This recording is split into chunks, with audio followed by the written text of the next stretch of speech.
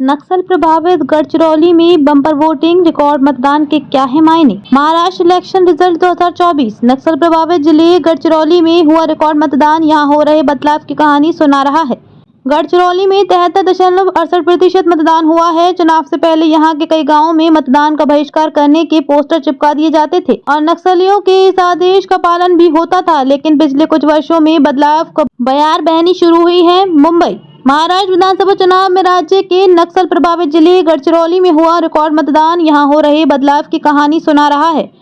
गढ़चिरौली में अब तक प्राप्त सूचना के अनुसार 73.68% मतदान हुआ है। बदलाव की बयार बहनी शुरू बात ज्यादा पुरानी नहीं है, जब छत्तीसगढ़ से सटा गढ़चिरौली जिला माओवादी नक्सलवाद से बुरी तरह प्रभावित था। यहाँ चलती थी तो बस People's Liberation Guerrilla Army PLGA की चरमपंथियों की। चुनाव से पहले इस नक्सल प्रभावित क्षेत्र के गांवों में मतदान का बहिष्कार करने के पोस्टर चिपका दिए जाते थे और नक्सलियों के इस आदेश का पालन भी होता था, लेकिन पिछले कुछ वर्षों में इस क्षेत्र में बदलाव की बयार बहनी शुरू हुई है।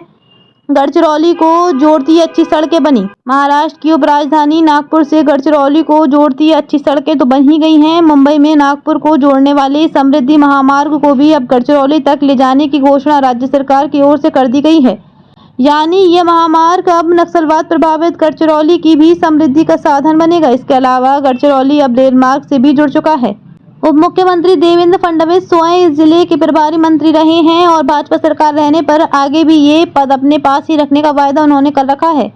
गढ़चिरौली के गांवों को मिला लौह अयस्क का पट्टा। केंद्र और राज्य सरकार के सम्मिलित प्रयासों का ही फल है कि गढ़चिरौली जिले की जो एटापल्ली तहसील नक्सलवादी गतिविधियों का गढ़ मानी जाती थी, उसी तहसील के एक गाँव सुरजागढ़ में Lloyds Metal and Energy Limited को 348 हेक्टेयर क्षेत्र में लौह अयस्क खनन का पट्टा दिया गया है।